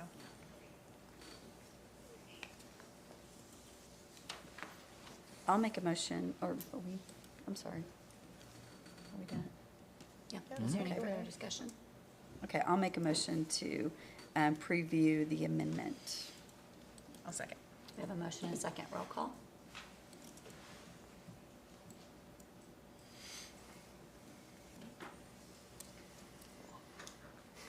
And good catch on being proactive on that. All right. Oh, you're staying because you're up next. Yes, ma'am. Item 11 is ordinances. 11A, consideration, discussion, and possible adoption of ordinance number 3815. Trevor. Thank you, Mayor. This item had previously been previewed several times. We'd had some back and forth with some of the citizens. Really, the only change to this current ordinance is leaving in place the ability to adopt animals after 3 days. The animals would not be destroyed until after 5 days. And so essentially, if there's no owner, we've had it for 3 days, we'll be able to start that adoption process. But animals would not be destroyed until after 5 days. Now, I'd leave the operations up to animal control and the police department. I do understand that for the majority of animals, we're able to find a placement, and that they do greatly exceed that 5 days by multiples, looking to find homes for those animals. But that really was the only change that we had on this one. If you have any questions, I'm happy to answer it. If you want to go over any of the other previous sections, we can do that as well. Okay. This is just a question that just came to my head, and has there ever been a case where like somebody was out of town, their dog, like somebody's watching their dog gets lost, it goes to the shelter, and it's there for a week, and like it gets adopted by somebody else, and then they come home and they want their dog back, but it's already been adopted by somebody? Has that ever happened? My understanding is if the animal has the tag or the chip, that they make every effort to contact the owners. I couldn't speculate. I'd have to ask Mr. Bonai or the police department to address that specific circumstance. Chief, do you have any idea if that's ever happened? I mean, I can hear somebody like saying that to me. What if like they were, because you let somebody watch your dog for a week while you're going on vacation. So- So, within the first day, normally the dogs are up on the website, so if you're watching someone's dog and it gets loose, if you call us, we're gonna be able Okay. to tell you it's yours. We have those chip readers in the trucks, we have the chip readers at the shelter. We've gone way and beyond, above and beyond to make sure we can identify those dogs. But Okay. if you call from you're out of town, say, I'm in Florida, I think you got my dog, we're gonna hold the dog. I mean, so we make Okay. every effort to reunite the dog with the owner. And to my knowledge, I don't know if that's a situation has ever occurred, but Okay. the main thing is, even if there's a collar on the dog and no tag, if there's a sign of ownership, we think the dog may have gotten loose, we're gonna hold that dog longer than 3 days. Okay. It's just, if someone brings in a litter of pups or a row to turn in, we don't wanna wait 10 days. If there's someone there ready to take that animal Right. and make it good home, we don't wanna wait 10 days when they're right there after 3. Right, okay, okay. That's, But this that still. makes sense, common sense. Still makes it where you don't have to register or license the dog. That's been struck. That's not included. That's what I'm saying. That's not Just I making wanted to it make clear. sure we knew that. Yeah, you want to put it on record. I will just say that, I voted against it last time, and I really tried hard to go along with the new ordinance. But I checked with the cities, the 7 or 8 largest cities in the state, and all of them have registration and requirements, what I mean, for their dogs. I don't have a dog now, so I don't have a dog in this hunt, but I do have kids and grandkids walking, and I just want to make sure we keep a safe community. I even went to one of the smallest cities in the state and looked at their ordinances, and they have a registration, what I mean, to do that. So I have to go ahead and vote no against it tonight, although I'm really for the dogs. We had our last dog for 19 years. He was just come up to the house. He's half chow and half lab. And we've had lots of dogs, so I just want them protected, grandkids, people walking, but I'm just opposed to not being registered and have a license for them anyway. So Johnny, when you contacted them, did you ask them how many people actually did it No, in their I city? just looked at their ordinance. Okay. Yeah, Yeah. I think just looked that's at their the issue, ordinances. there's just, Yeah. we have it, but not very many people do it. Yeah. Well, I did. When we first got my dog, we had to register him. So I registered him, and I think you're supposed to do it every year, and I never registered him again. Well, I'm being Neither does the serious for the 120,000 19 years, but he always had that tag that had, that's before the chips, and with my name on it, and an address on it. And then every year I would put his vaccinations, what I mean, clipping onto it. Yeah. So I figured that fine wasn't worth that, that much. You're but part I of the did reason why register. it was struck. So we're gonna No. need to ticket you for We're those gonna- 18 yeah, years that 18 you did years. not, that you didn't. Okay. He's gone now. Any further discussion? No. I'll make a motion to accept ordinance number 3815. I'll second. You have a motion and a second. Roll call.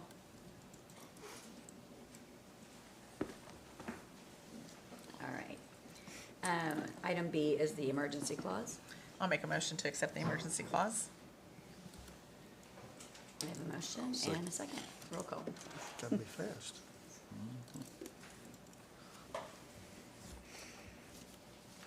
All right, item C, consideration, discussion, and possible adoption of ordinance number 3817. Grant. Good evening again. Items C through N, I'm just going to kind of summarize for you. If you'll recall, at the last council meeting, we asked for an extension for our zoning ordinance. Part of that extension was for us to be able to clean up some items that we are aware are out there that really never made it up here that should have. And so staff is right now working through that. You'll see items C through N here with the attached emergency clause for each one are some of those items. Some of these date all the way back to 2019. You're going to see more of these moving forward as we try to get this cleaned up. And so that's what you're looking at here. If you want to ask questions or talk about any of these, I'll be happy to answer whatever I can. And is this Trevor, could we vote all the same or all at once since they're the same item? Do we need to do individually? I think it might be easier to keep track if you did them individually. I just know sometimes we can, so I just need to clarify. So each one, we're doing an emergency clause with it. Okay. Here we go. Speed. Thank you. All right, thank you. I'll make a motion to accept ordinance 3817. Second. The motion is second, roll call. Item D is the emergency clause. I'll make a motion to accept the emergency clause. I'll second that motion. We have a motion. And a second.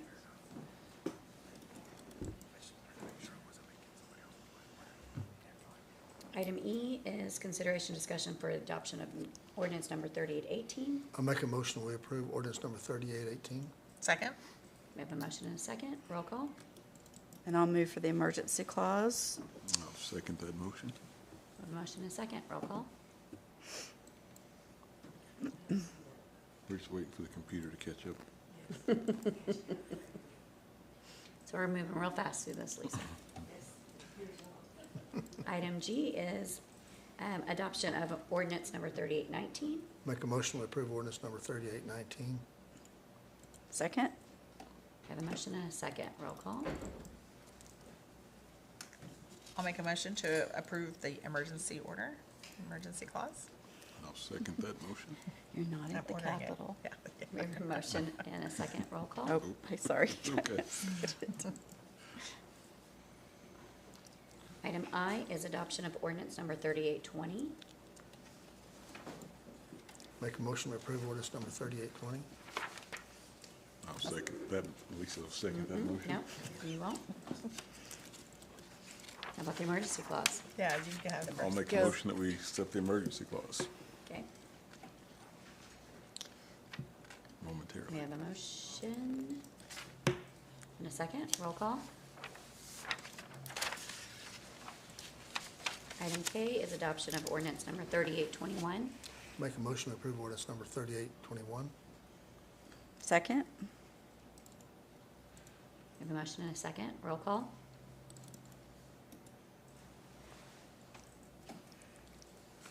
Item L is the emergency clause. I'll move to accept the emergency clause. I'll second that motion. We have a motion and a second, roll call. Item M is the adoption of ordinance number 3822. Make a motion, we approve ordinance number 3822. Second. A motion and a second, roll call. Make a motion to approve the emergency clause. I'll second her motion. We have a motion and a second, roll call. Good job. Poor Lisa.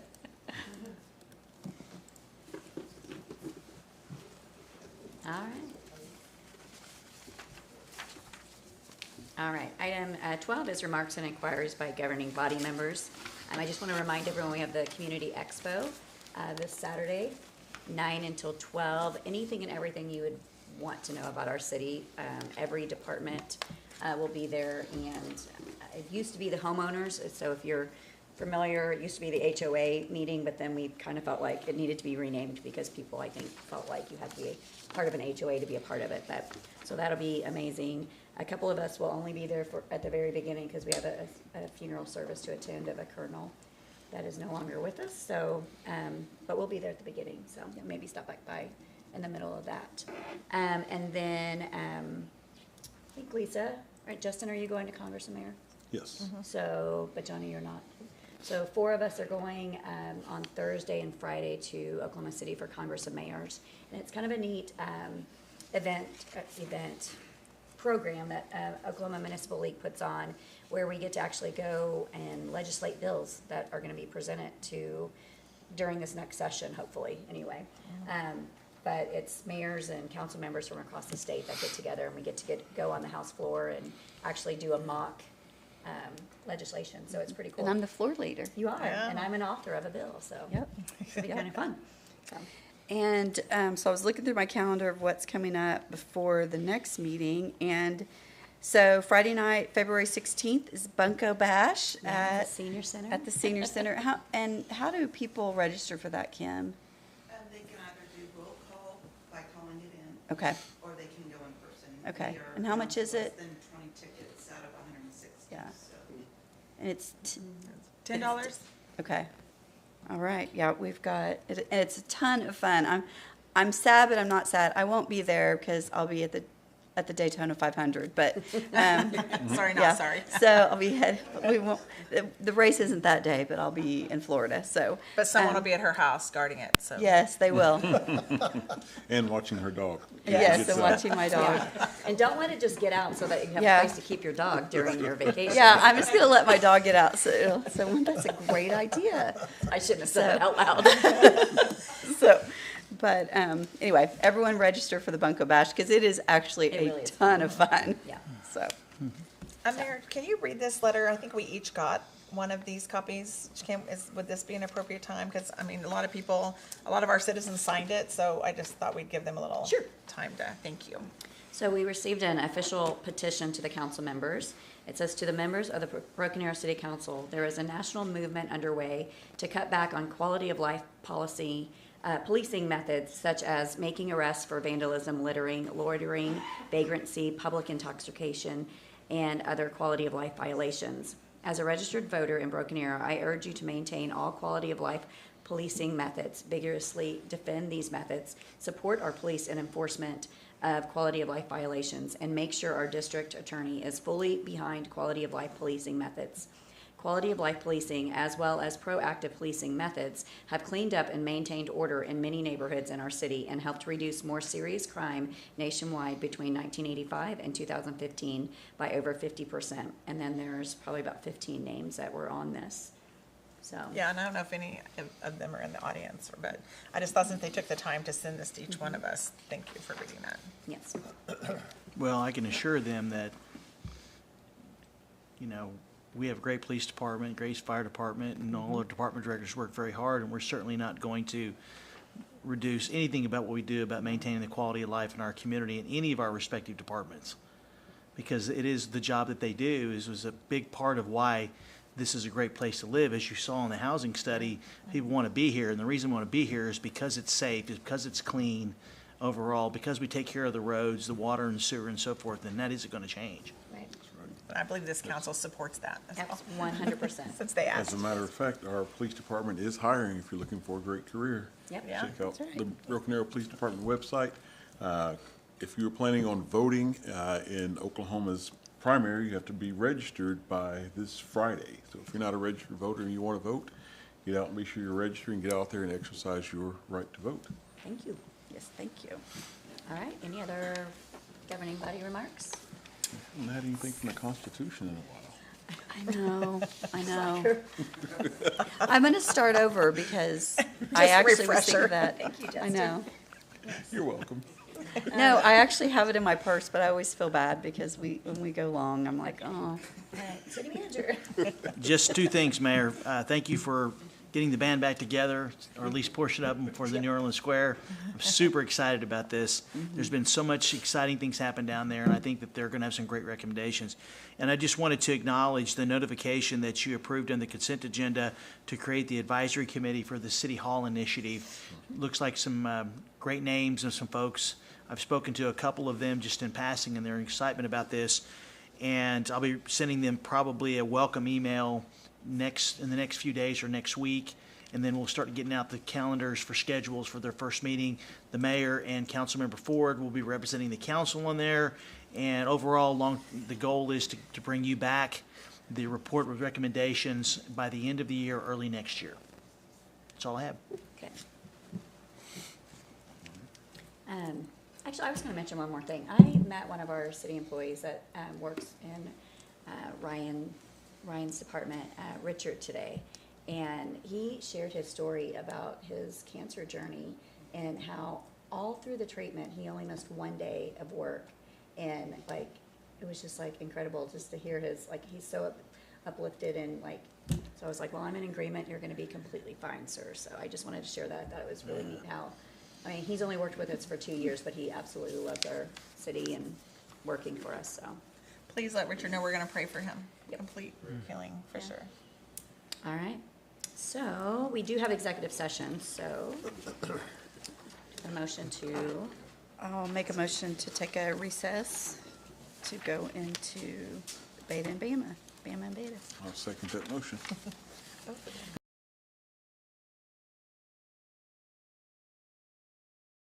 Call the Broken Arrow Municipal Authority meeting to order. Roll call. Greed, Here. Ford, Here? Parks, Here. Gillespie, Here. Wimpy. Here.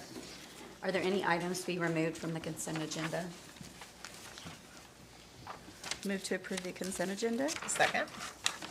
We have a motion and a second. Roll call.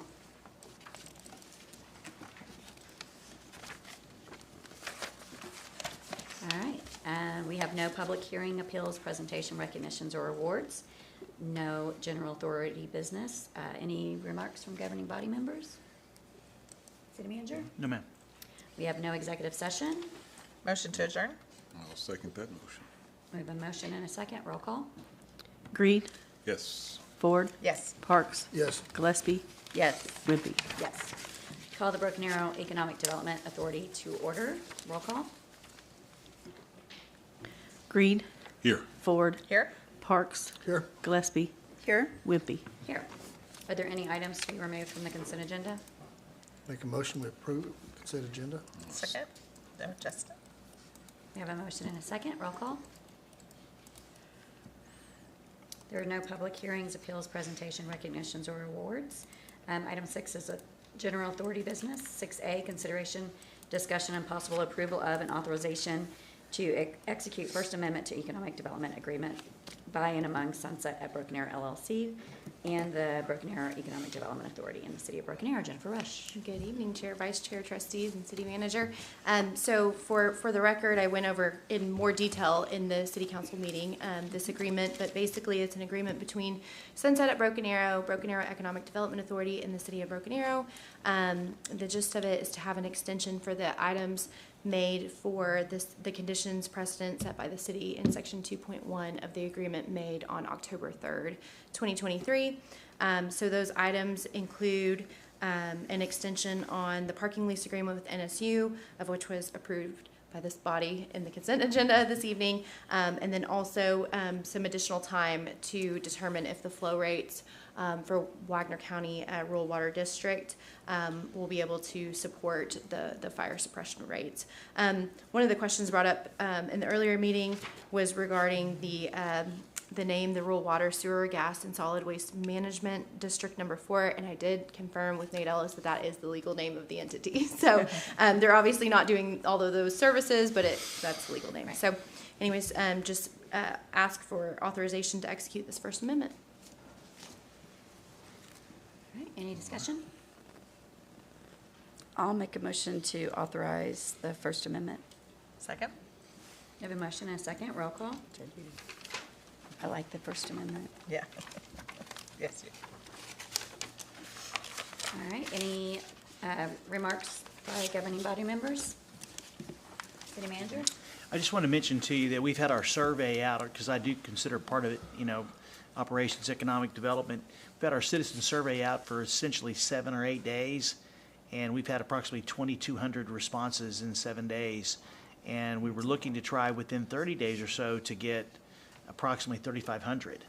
So it just tells you, I've had a couple of people text me today, one recently during the meeting saying, I just completed my survey. So that's a commitment. I'm sure some of you have or will have a chance to do it, and it's very comprehensive. And so I just wanted to send a shout out to the public for jumping on it, and we'll be advertising it very heavily Saturday at the expo. Just want to give you an update on it. Very proud of that response from the city so far. All right, we do have executive session, so I'll entertain a motion to clear the room for a brief recess to go into executive session. I'll make a motion to clear the room while we go into executive session. Second. The motion and a second. Roll call. Ford, Yes. Greed, Yes. Parks, Yes. Gillespie, Yes. Wimpy. Yes. Threw me off, Lisa.